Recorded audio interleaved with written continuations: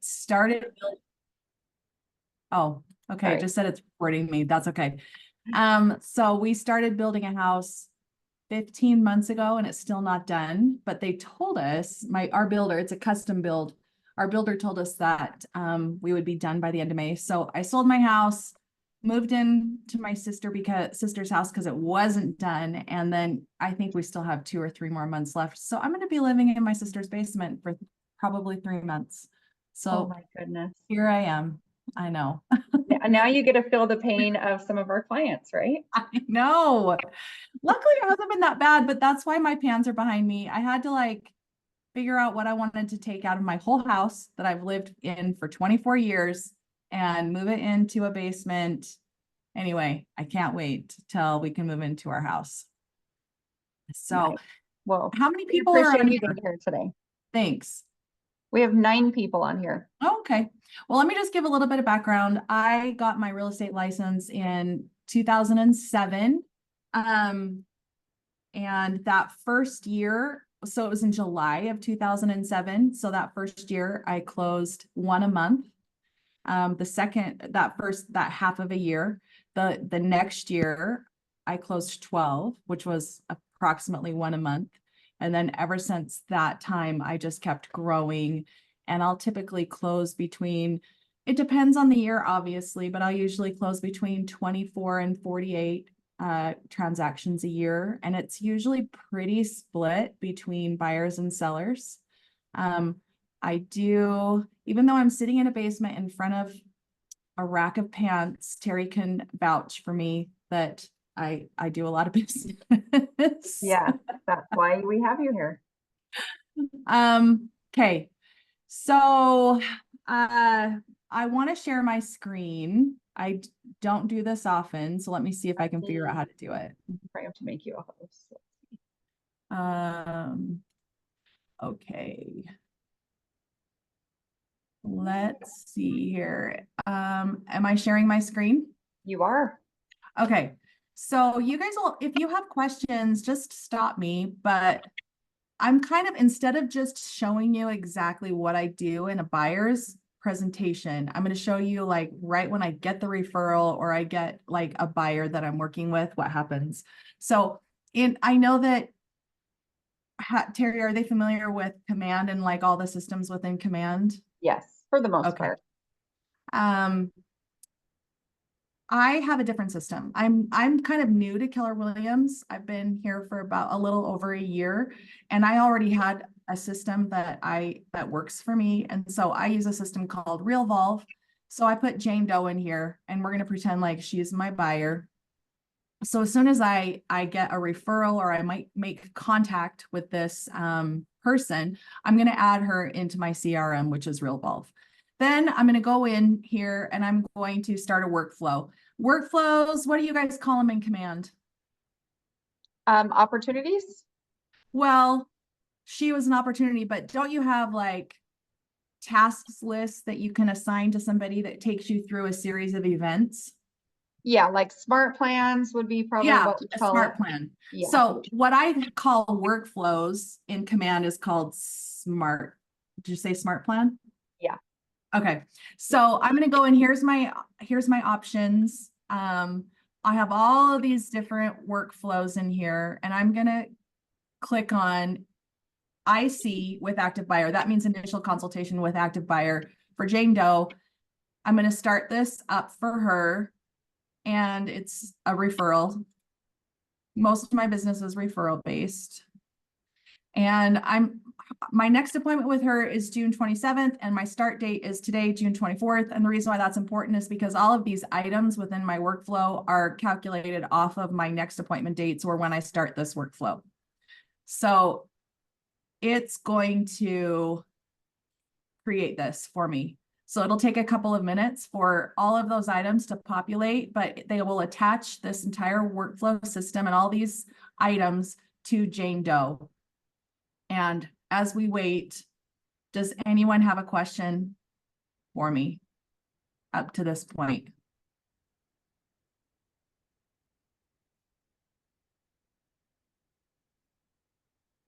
Nobody? Terry warned me you guys were quiet, but Okay, I Don't don't be know shy. why. Ask all your questions. It's actually way more interesting if you guys ask questions as we go along. Of course, I got one then. I got one then. okay, So cool. you mentioned that you started in 2007 and your next year that you sold a bunch of houses. That would have been 2008 during that really bad market trend, right? Yes, you are right.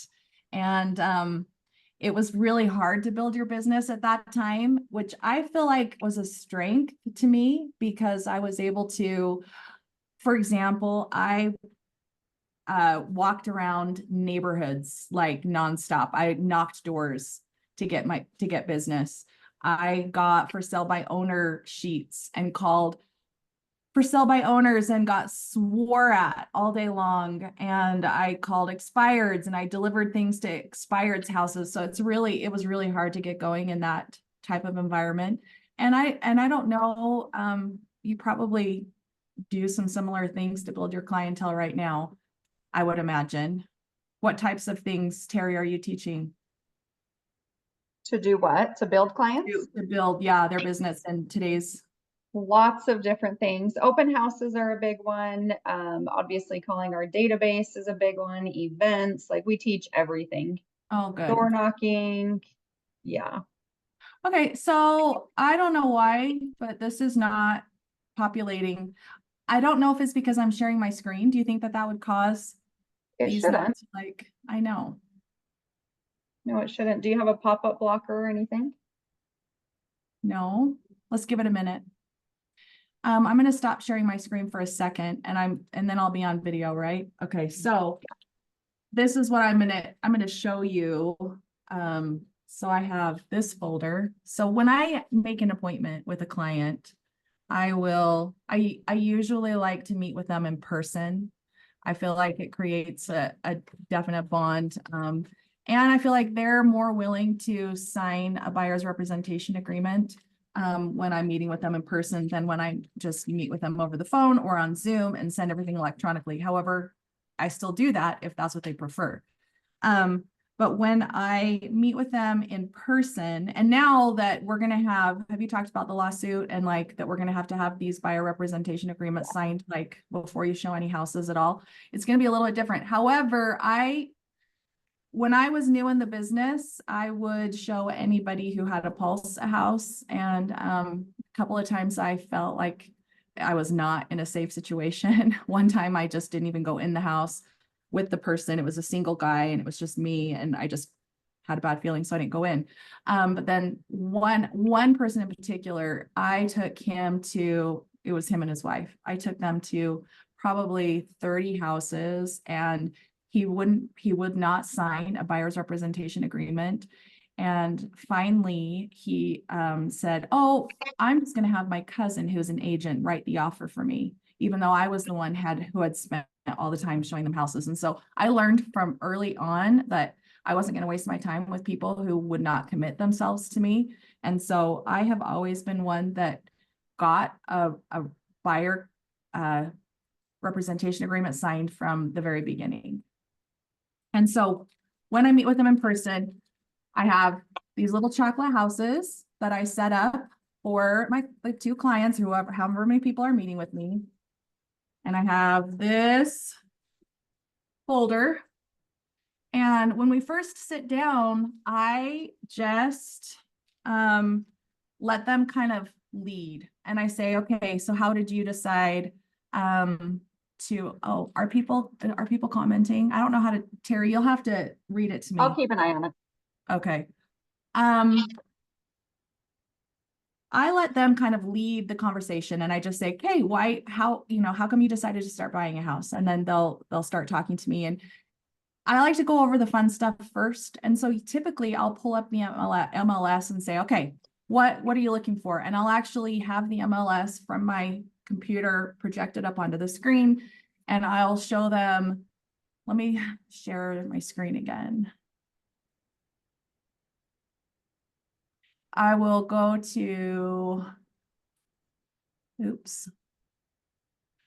Oh, this is one thing. Sorry, guys. Give me a minute. Am I sharing it? Does it? You is are. it- Okay. Yep. Is it this page? That's the buyer survey? It's a, yep, ready to buy survey. Cool. Let me first go to my MLS. Okay, so I would pull up the search field and I would just say, okay, so I want you to watch this red number up in the upper left-hand corner. It's right now, currently it says 9,849 homes. Oh, and also I would like to say that I don't really deal with high-end clients a lot, like over $1 million. I have sold $1 million houses, actually more lately than not, because it's unfortunately $1 million house is not that expensive anymore. But I love first-time home buyers, and what I have found over the past 17, almost 18 years is that I will do numerous transactions when I work with first-time home buyers, because I'll help them buy a house. They'll live there for a few years, then they'll have me sell it and I'll help them buy the next one and the next one. And I've worked with clients like up to 5 different times. If I go back, and some of my clients, I've helped them buy and sell 5, 6 houses. So anyway, the reason why I like them, if I'm working with a first-time home buyer, I'll show them like, okay, there's 9,000 homes currently for sale on Wasatch Front MLS, but let's start narrowing it down. Are you looking for a condo or a single family? And they'll say, okay, well, I really want a single family. So that takes it down to 6,900. And location, I'll usually do that next. I don't really do price right now. And they'll say, okay, well, we can be anywhere in Salt Lake County. Okay, that's fine. Let's be anywhere in Salt Lake County. Now, what's your price? Well, we really don't want to spend more than 400,000. And then I'll say, okay, watch the number. I'll put 400,000 in there. And then, okay, there's only 25 available. And then we'll talk about the cities that those are available. And they'll be like, oh, well, I don't want to live in those cities. And so then we have to have a different plan. But the reason why I like to do it in front of them is because they see that it's not just me telling them that they can't afford what they're looking for. They can see it with their own eyes that, yeah, I'm searching the entire MLS. Did someone have a question for me? I saw something pop up, but I could have been. Yeah, Ryan with Cross Country Mortgage said, love that you guys have the agreement as agents. Wish we had them on the lending side. Oh, So I know. being grateful, we do have agreements. I wonder why they don't. I don't know. Just a matter of time, Ryan. I know. Okay, let me show you. I don't know why I was just working in my RealVolve. That's my CRM, and it was working perfectly fine. But now that I'm sharing the screen, it's not working. So I'm not quite sure why, but let's go to this ready to buy survey. So one of the things I do is as soon as I get an appointment, I will text out this link to my ready to buy survey. And this is where they will put in, so we have not met in person yet. This is prior to our in-person meeting. I will have that. It has their first name, last name, email, cell phone number, current mailing address, all these different questions, co-buyers information if they have one. Ideally, when would you like to be moving into your new home? And they can answer, what are the best days and times for you to look at properties? What is your intention with the property after you purchase it? For example, do you want to live in it? Are you using it as a rental, Airbnb? How long do you anticipate owning the property? What type of property are you looking for? All these different questions. Then they submit, and it goes right into my CRM. So that's why I'm quite sad that it's not working, because I wanted to show you guys all this. That's awesome. And this is something that a Home Hub built for you? The survey to go into your CRM? No, I did that myself. Oh, okay. And it's Very connected to my website. Here, let's do John Doe. We'll create a new person and see if that's going to work. And I'm going to go into Radar. I'm going to start a workflow, initial consultation, active buyer, next. My appointment date, we'll pretend like our appointment's on Thursday and we're starting this program today. It was referred by, let's have it be someone that my husband works with. So I'm putting in Jen Gilchrist is who was referred to me. Okay, it says we are creating activities. They'll be available shortly. I hope it still works. Okay, questions up till this point, because I really want to wait to see if this works now. Does anybody have any questions? What I would say that she's showing us is that she has a system in place and that you follow that same system every time. So far to have that survey, that's like a prep system, which I think is awesome. We obviously don't use this. She's paying extra for this CRM, this service. But that's definitely something you can still do inside of Command. And I would Yeah. also recommend, I love the survey, and you could do that through like Google Forms. Okay, it's working now. So can you guys see my screen? This Yes. is John Doe. Okay, so it's populated all the activities. So it says there's 50 activities that I'm going to do anytime. I mean, right when I set up this new buyer. So I just got off the phone with John Doe. I'm going to, first of all, send this buyer survey text. So I click this button. It says run, edit the message. It says, here's a link to a short questionnaire about your home buying wants and needs. Providing this information to me will get us started on the best path to finding you the perfect home. Please let me know if you have any questions at all. I will preview the text. And then I just pushed send, and it will send them the text automatically. So I don't have to think about it. And then it will mark that job item as being complete. The next thing I'm going to do is I'm going to confirm the initial consultation details. I know that we set up the appointment for the 27th. The time we're going to meet is at 2:30 p.m. We're going to meet at the South Valley office. I'm going to send this confirmation text to them. This will automatically populate the appointment time and the address. So it says, just confirming our appointment on June 27th at 2:30 p.m. We will meet at my office located at 4020 West Daybreak Parkway. I'm going to text you a link of a short questionnaire about your home buying wants and needs. Okay, so I send that. Then that checks that off. Okay, one thing I also do is I will update with tags. So I'll make sure that I have their information in my eye contact. I'll put their home phone, their email, if I have their birthday, who they were referred by, the source. It was an SOI. I always track all of my clients where they're coming from. So it's coming from my SOI. It's not an agent referral. I'm going to check the tags. So I'm going to add an active tag because they're going to be a buyer, add a buyer tag, and an email newsletter tag, because when I send out my email newsletters, I'm going to select everybody in my database who has an email newsletter tag and send them that email. So I run this.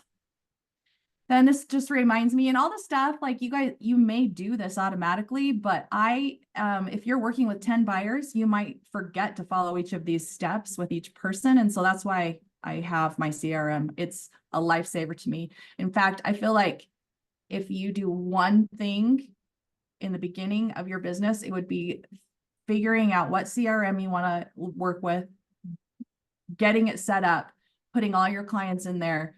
Right now, I have 787 people and they're all color coded, and I actively use this. This is how I run my business. Right here, it shows I have 3 transactions under contract. I have 6 listings. I have 780 people.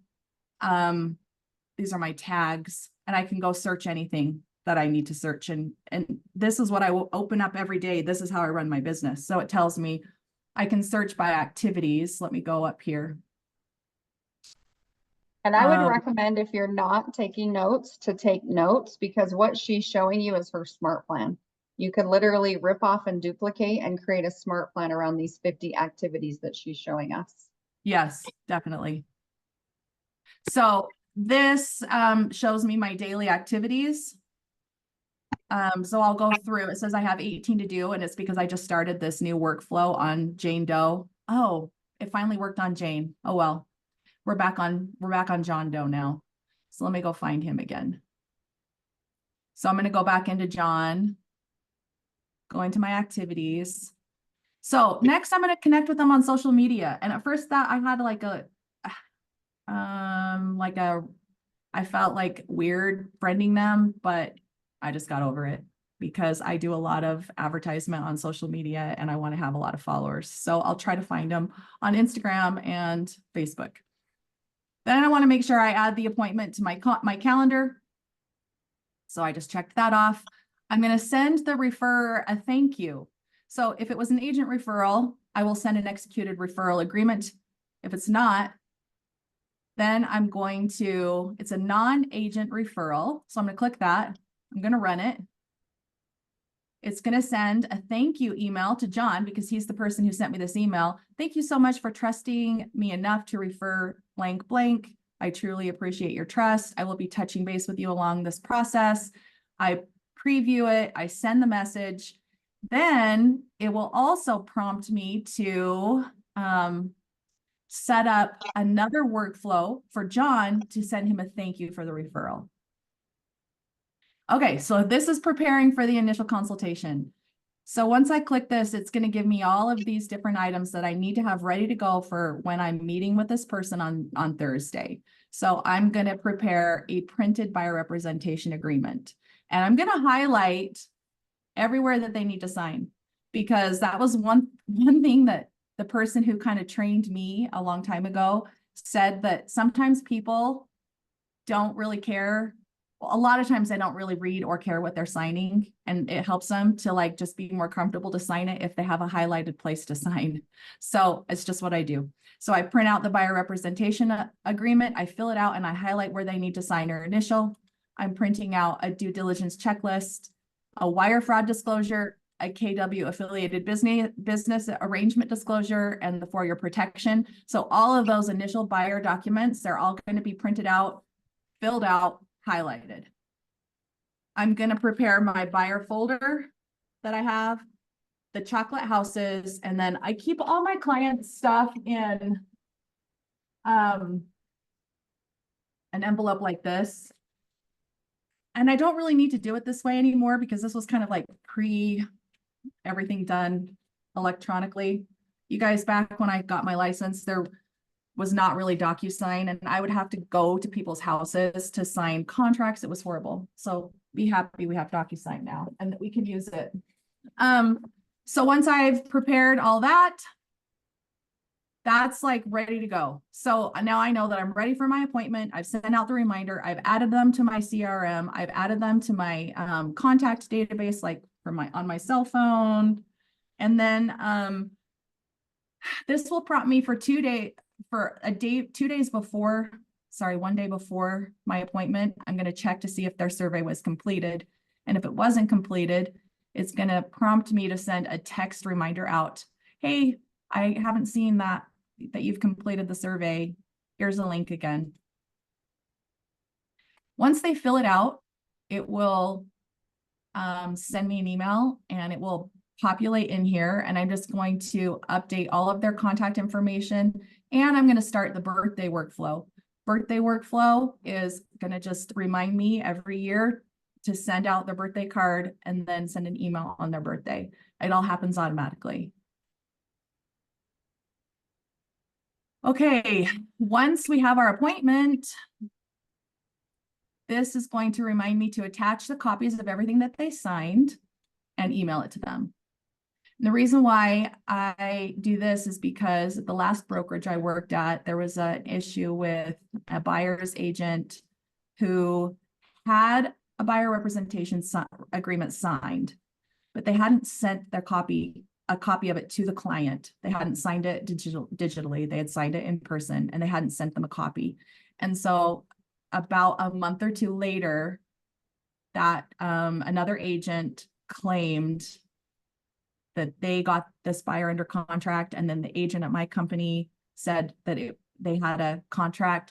I'm not explaining this very well. In any event, the broker said, because you had it signed, but you didn't send it to them, they didn't have it in their possession, so you guys have to split the commission. Terry, I explained that really badly. You can help explain.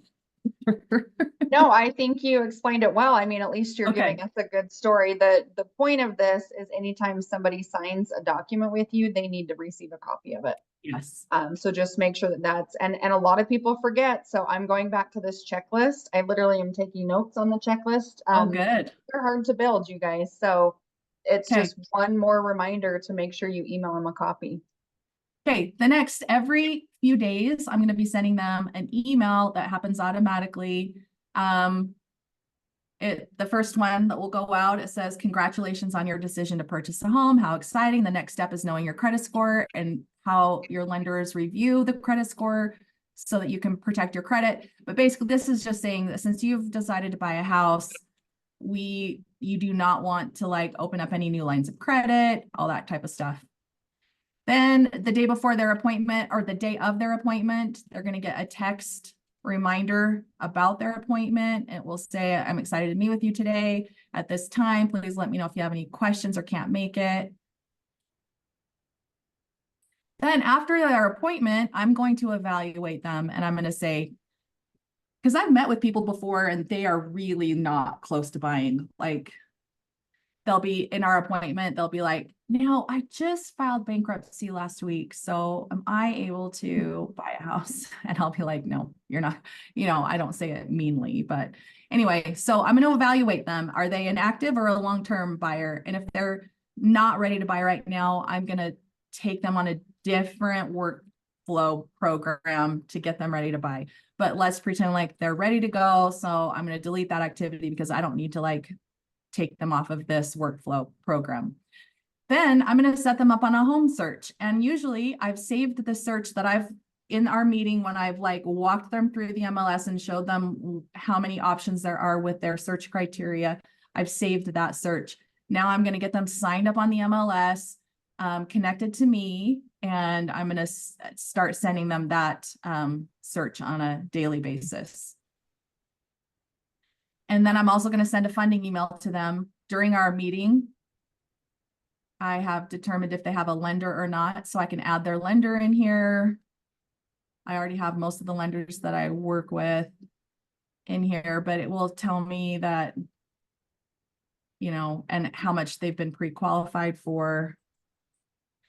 They already have a lender. If they already have a lender, I'm going to send this. But if they're looking for a lender, then I'll send this one.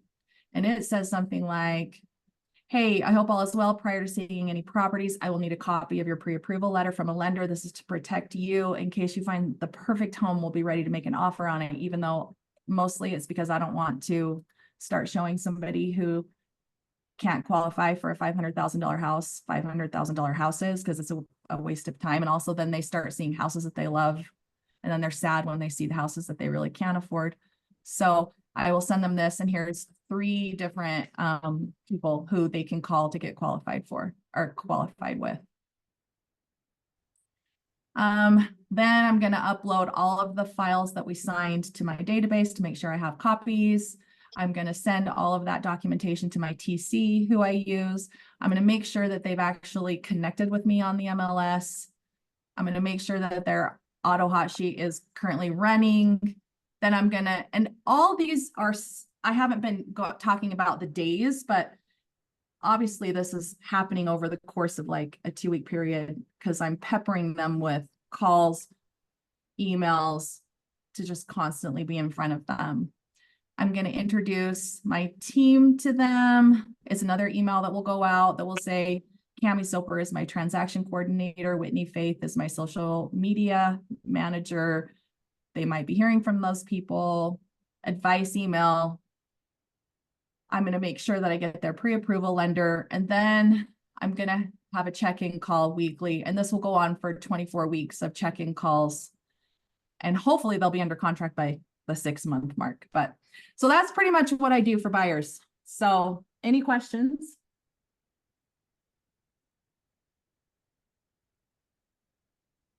No questions? I went over a lot. What does your presentation look like? Like, I know you showed us the folder.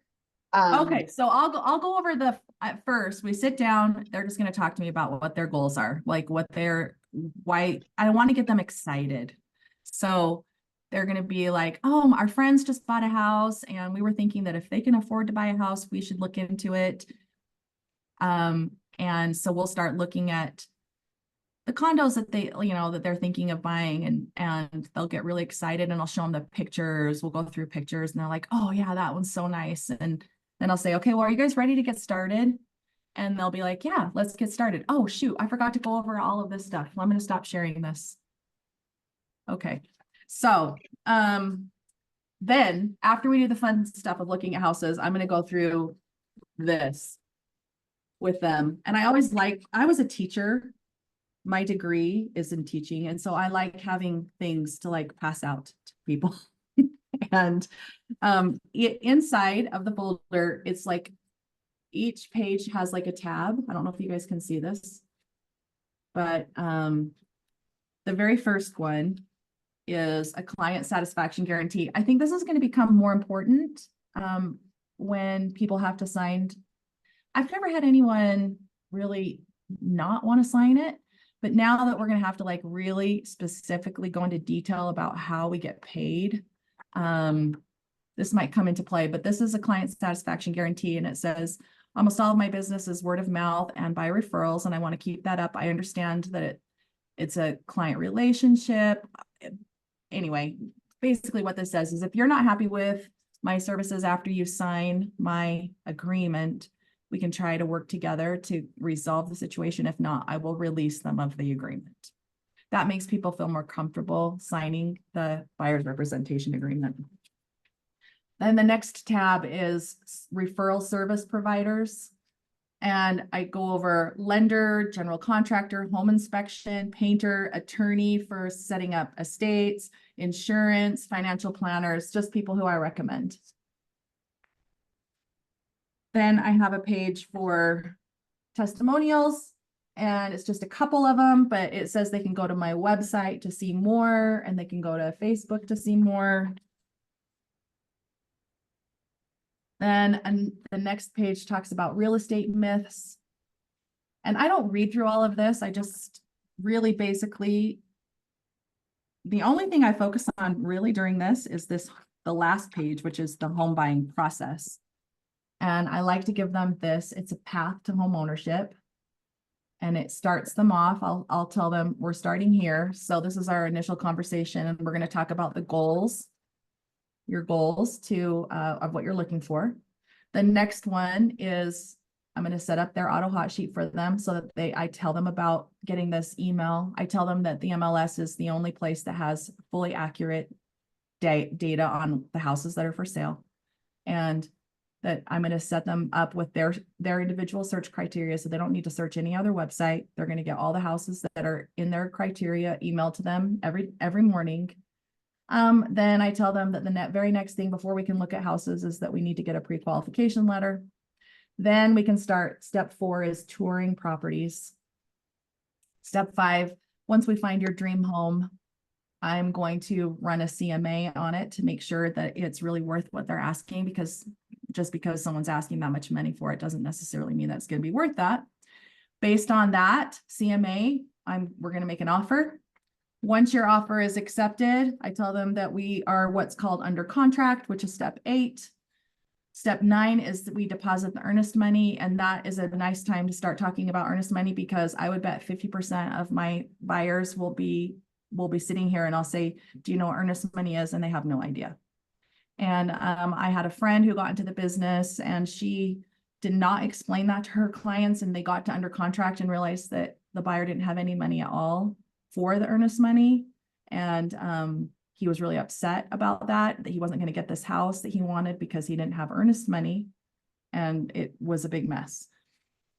Step 10, we go into a lot of detail on due diligence, what happens, because I tell them that I'm writing the contracts that will protect their earnest money, so they won't lose that earnest money, and that they have a timeline written within the contract to do their inspections, to review the disclosures, to look at the HOA documents, to look at the title, homeowners insurance, loan terms, all these things that they have a chance to review.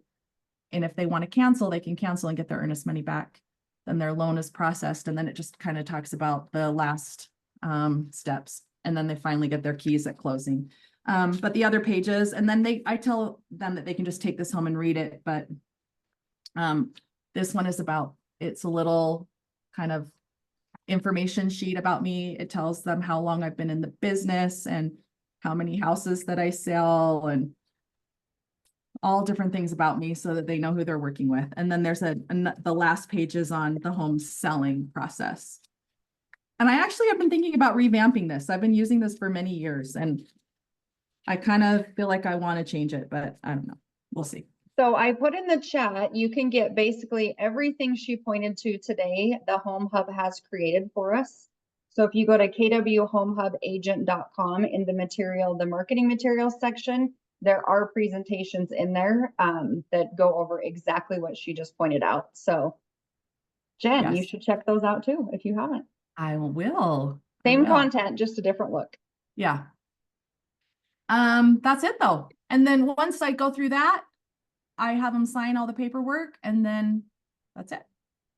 And usually no one has a problem with it. And usually no one reads it. And I just say, this document is about this. And then they sign it. And this document says this, but they don't ever read it. How will you explain the commission August 20th? How will your buyer presentation look different August 20th? What I say now is I say, do you know how real estate agents are paid who represent buyers? And they say no.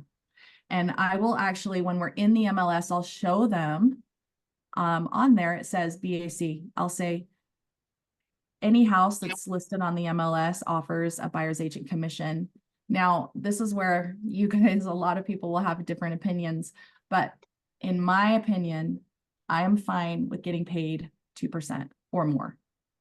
So I will tell them, and I'll sign my buyer's representation agreement that will say, as long as they're offering 2%, you wouldn't have to pay any additional money. But if they were offering less than 2%, then we would have to have a conversation and talk about how we're going to make up the difference. But I've never really had to have that conversation with anybody. But going forward, I will say something like, the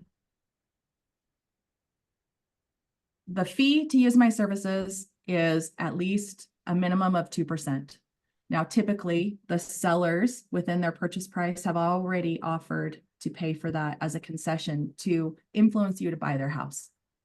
If they haven't, we can have a conversation at that time and figure out how we want to do that. And we can ask for them to pay for it in the offer, or we can discuss details on how you can get me paid.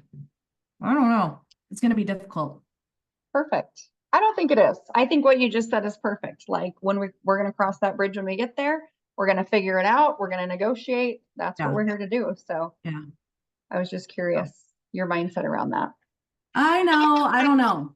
I can be swayed if I'm talking to somebody who, like you just said, it's going to be all fine. It's not going to be much different. I'm like, yeah, you're right. But then when I talk to other people who are Debbie Downers and are like, no, we're just going to get screwed. Then I'm like, oh no, we are. Yeah. It's all perspective. Yeah. All perspective. And that's why we're doing these classes, to get everyone prepared and hear everybody's different perspectives. So thank you. Yep. Do you guys have any questions for her? I have a few other questions, but I want to make sure we cover any questions regarding working with buyers.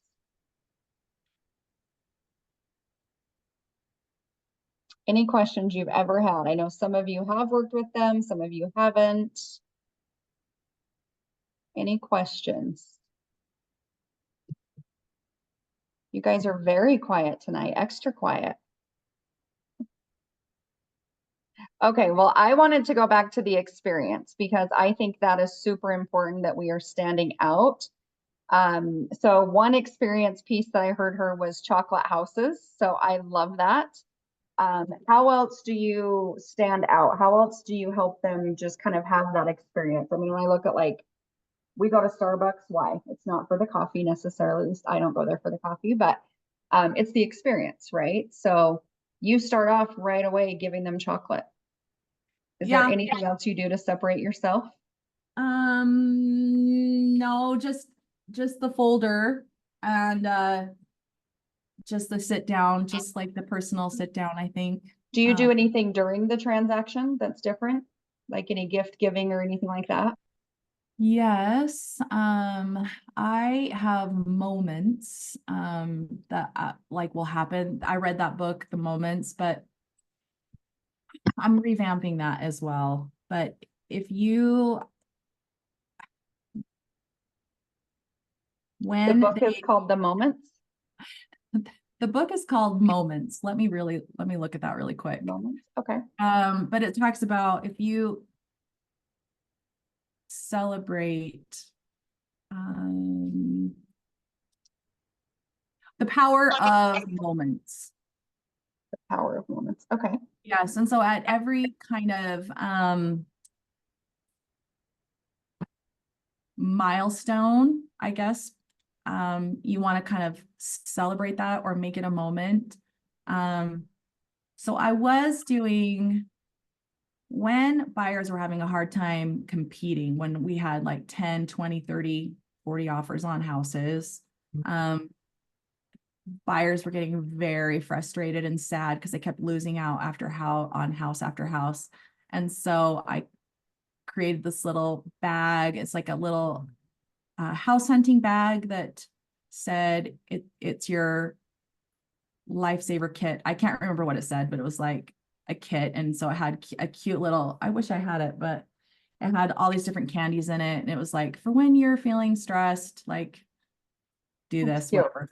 It was cute. I didn't get the feedback that I thought I would get on that. And so that's why I'm revamping that. And also we're not in that situation anymore. When we go under contract, I would give them this cute cooler bag that had a pizza gift card and some soda. And it was like, for when you are getting ready to move, you can talk your friends into helping you move by offering them pizza and drinks. And that had packing tape and a Sharpie and moving stickers. It's just like kind of like a kit to get ready to move. And then closing, I give them a gift when they close. Obviously, it's something different every year. Yeah. Yeah. It's about Cute. Well, I know you have a big referral business and that doesn't come just easily. So you do a lot to make that happen. So Thank you. I figured your experience was, something different than others. So thank you Yeah. for sharing that.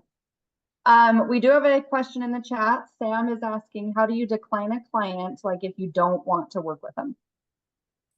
Oh, I have had to fire some client. I've only had to fire two. No, I've only had to fire one client, and it was a seller. I've never really fired a buyer. Buyers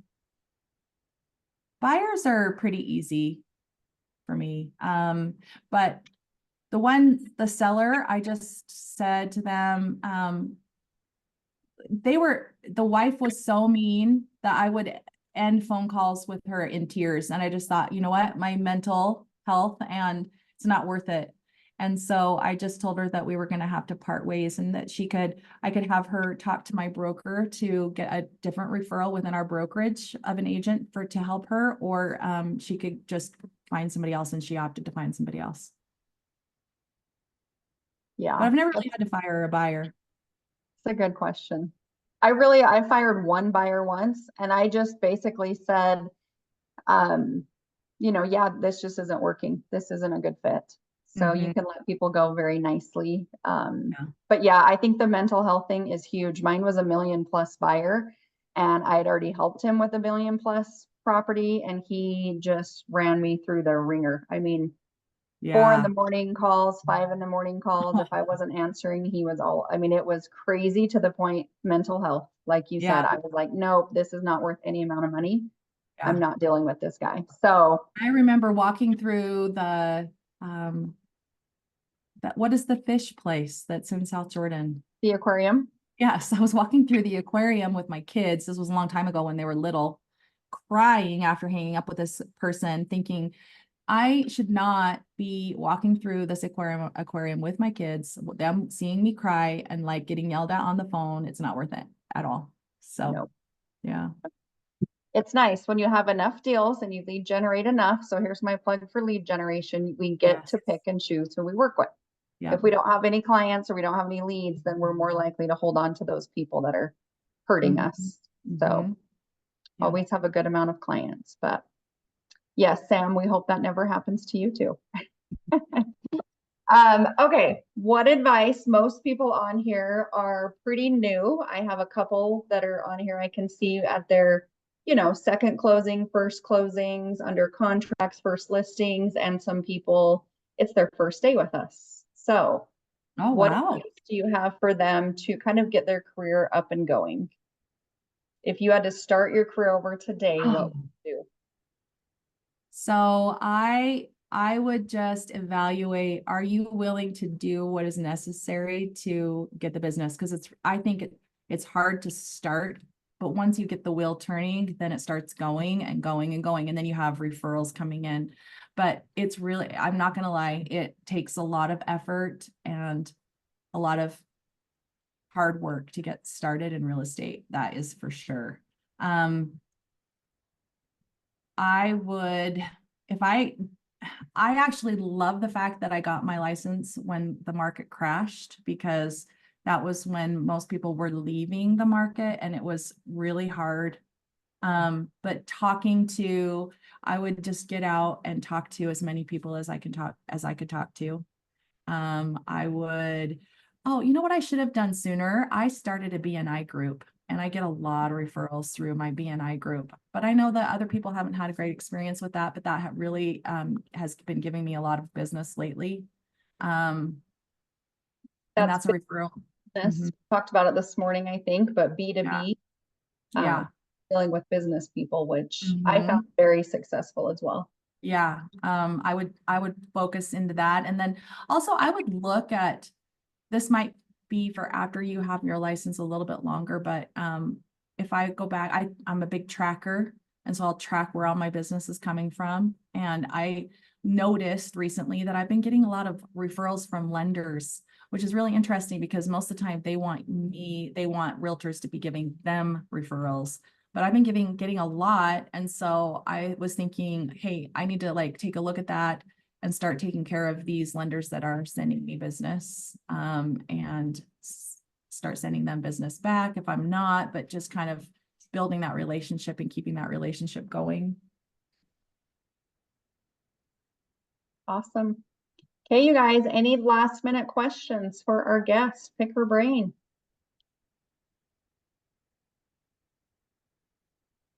When you were dealing with that 2008 market, how did you like motivate yourself? Like, what did you like keep in your head to like keep you trucking along through that hard time? Because that's very similar to like what a lot of new agents are going through now.